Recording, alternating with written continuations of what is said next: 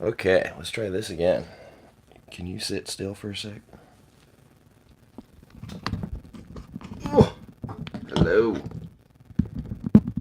Bam. There we go. That'll work.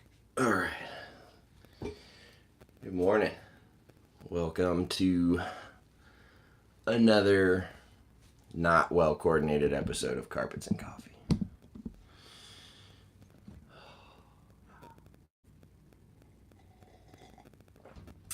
All right. I had to turn the humidifier off because here it's been a little dry this time of year, and it is making me sweat like crazy anytime I'm in here. But the snakes love it, so I can't complain.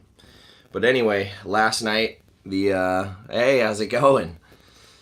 Last night the shirts came in. This is still the sample one, but they're all exactly the same. So I've got what's going up, John? John and Dan, you guys are on it early today. Look at y'all. Shirts are in. That's what's up. So I got 100 shirts ranging in sizes from smalls to 3X, and they're all like the unisex Gildan t-shirt like this, and just normal t-shirts. And so what I'm going to do is I'm going to go through and organize that, and I'm going to try and make it real easy on all of you guys who've been asking for them, and me too, and just try and make like one simple sort of like just email me or whatever it is, just a simple little like send me your address, size, whatever, and handle payment. But yeah, the shirts are just gonna be $20, and I'll toss a sticker in there as well because those are here and ready. But man, this girl will not sit still. This is my Xanthic coastal carpet. Believe it or not, this girl's only about 2.5. She's a big girl. I'd say she's shy of 6 feet. She's not one of those big like animals with Rockhampton locality or any of the larger long ones that get like 7 or 8 feet. But she's a good size already for 2.5. This girl's eating large rats every like in the off season. Every more like 3-4 weeks, but right now because she's big. Yeah, I have 3 and 4 year olds her size.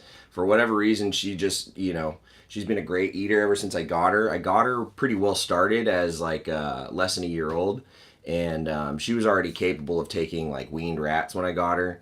So we just were able to keep it going early, and she never stopped. She has shown me, when she's still digesting, and I'll, skip a bi-weekly interval sort of thing because I like to feed her every 2 weeks right now. But yeah, she's going to get fed a large rat today, and that will probably be the last meal of the year for her.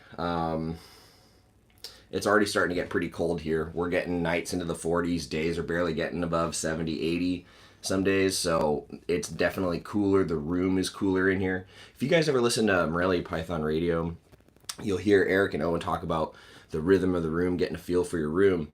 Well, I've only been in here for 8 months or so. Yeah, some are slower to start, man. I've got a 3-year-old that is like that big around, so it is what it is. But yeah, my animals are picking up the rhythm of this room pretty quick, and I can tell because they're behaving differently now that it's getting colder.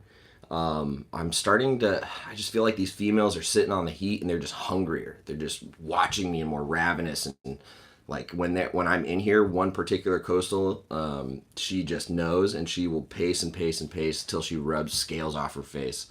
So right now I got to feed her to keep her, kind of satiated. But, you're starting to see temperatures drop and things like that. The day's getting shorter. Your animals are probably picking up on it. I'm sure a lot of you guys know that.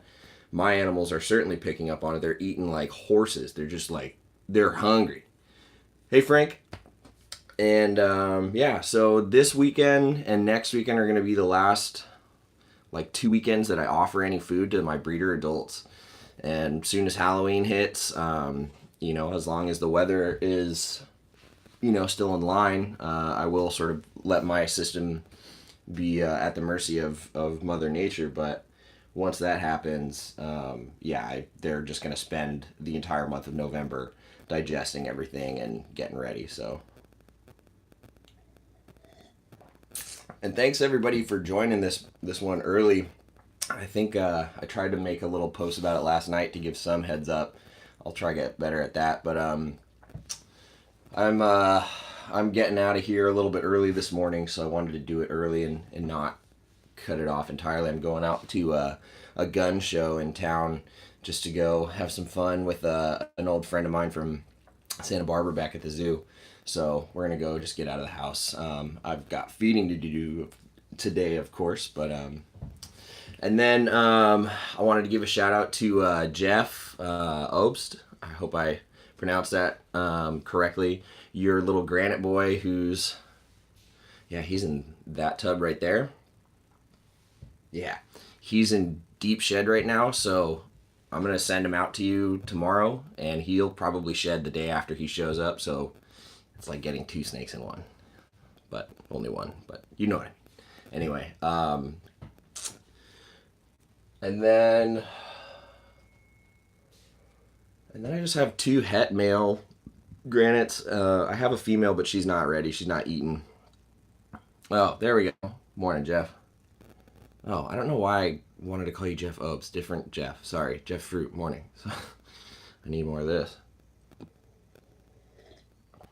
Man, even without the humidifier in here, I'm still sweating bullets. It's warm. I stepped outside and it's in the 50s, and I walked back in and my glasses fogged up. Snake room is definitely the best room in the house.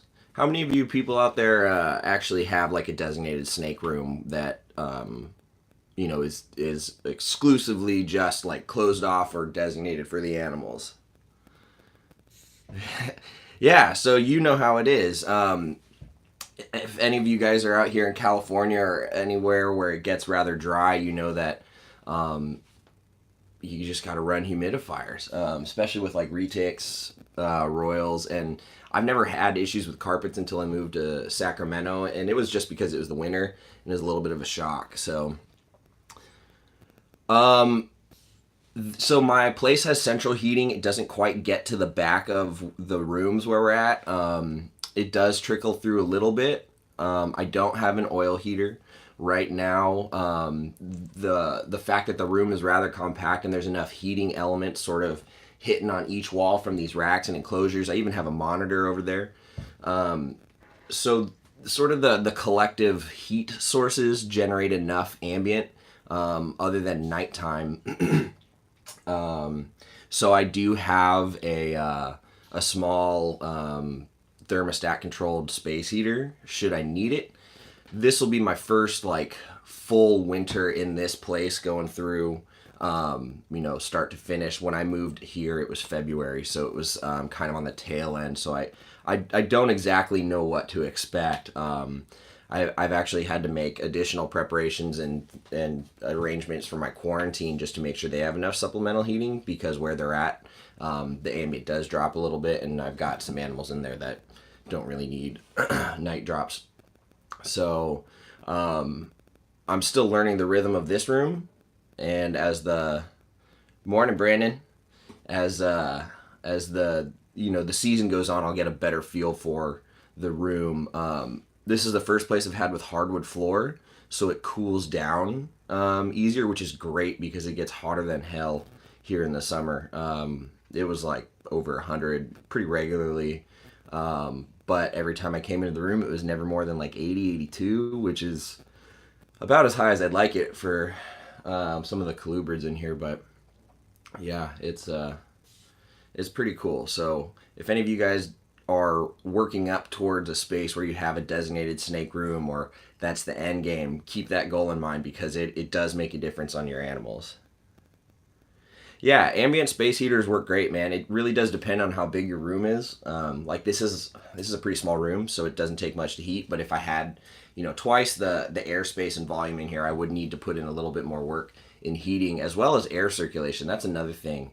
I don't have an overhead fan, which would be awesome because that would just push all the heat down and even all, the temperatures out everywhere. So I do have an oscillating fan that I run. The problem is it dries things out. So you start tinkering with fans and humidifiers and heaters and stuff and figure it out. But if you've got a designated snake room or a garage or something, it makes a big difference when you can sort of isolate and control that nicely. Jeff, I was actually looking into mugs. There's a couple people I need to ask questions. There's some people that have some, so 400 square foot. That's some good space, man. That's awesome. That sounds like it's a lot bigger than what I have. I'd fill that up. Ooh, refill. So another thing that I wanted to point out is this girl was super confused when I grabbed her and pulled her out for this because she's been smelling rats in here all night. Morning, Banning.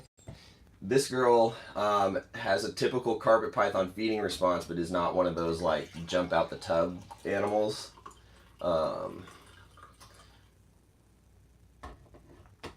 Nice. Yeah, especially with retics. But this girl does have a brain on her. She does know that, okay, this room has been smelling like food's coming. I know this routine. When this happens, the next day we get fed, sort of thing.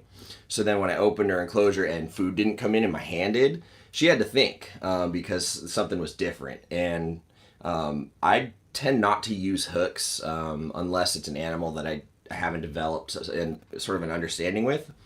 I have a few here that I have an understanding with, and I understand that 100% of the time they need hooks, and that's that understanding. I understand that they want to eat me.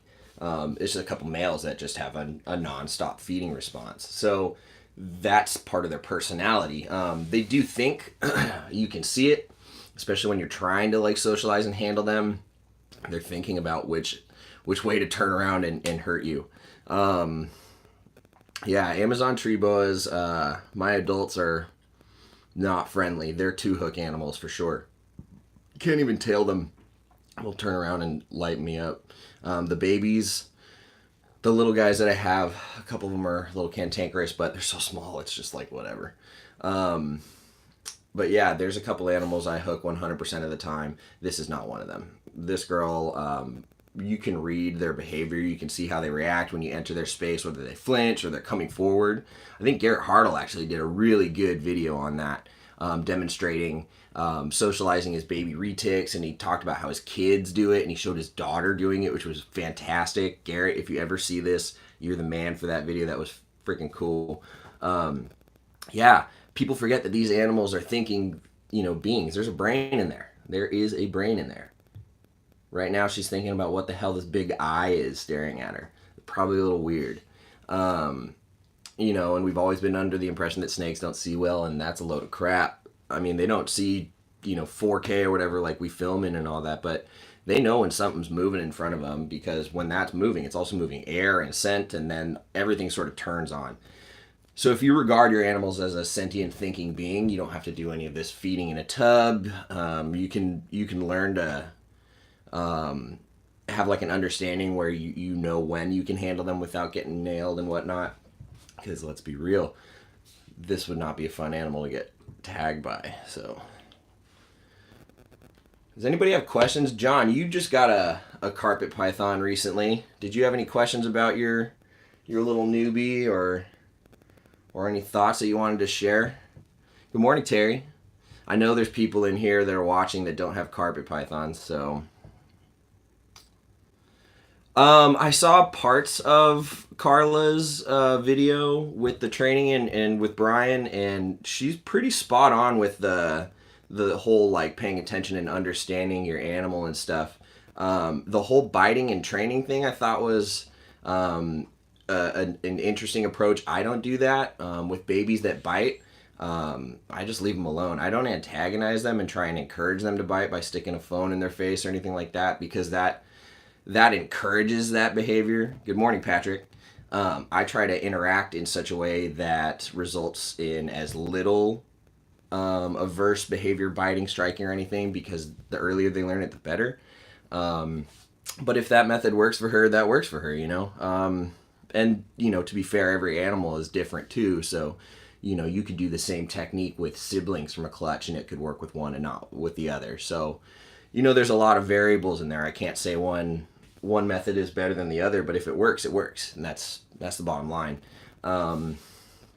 For me, my approach is the animal's got its personality, and I let them do what they're gonna do. It works for me. If they want to be jerks, whatever, doesn't bother me. As long as they're healthy, they're showing me signs that what I'm doing is adequate at the very least for their well-being. Then if they're gonna be jerks, I don't care. Let them be jerks. These aren't just pets; they're also breeders. So I've got more than I can spend half an hour with every day, and that's just how it is. But they don't crave my attention. They're not pining for me to handle them. They don't want head noogies and snoot boops and tail tickles and all that stupid crap. They're snakes. They want to eat, have the appropriate climate, security, safety, and if they've got some energy and they want to go cruise, they need a little bit of space. But otherwise, they don't give a damn. So if they're gonna be rude like a couple of these guys, and it's just not, like it's not gonna break, it's not gonna break, and I'm not gonna lose sleep over it. They're their own individuals, so I don't care. That being said, I would prefer them not to be bitey jerks, but if I've got 30 carpet pythons and 2 of them are like that, I'd say that's a win. So, Brandon, that's because you work with scrubs, dude. You work with stuff that hasn't been around much in captivity, so they haven't generationally learned to love you. But I don't know. A couple of your scrubs were fun at Carpet Fest. They were chill, but like I said, well, I guess that's a great example. There's always a few in the bunch, right? Each species has their tendencies, but that's good, John. You got a coastal, right? Yeah. Yeah, the one did bite me in the face, but we'll forget that. That was me. What up, Calvin? How do you get them not to do that? Oh, so like if you hook a carpet, how do you keep them from going up the handle? That's a good question. When I'm using hooks with an animal, my approach, I'll dictate my approach based on their body position, how I approach a certain coil or section, which is, whether I feel like that's a good location for a hook to move them. I also pay attention to my angle. Like if I'm coming from above and I'm using like a downward hooking motion, it's going to be difficult to keep them from going up.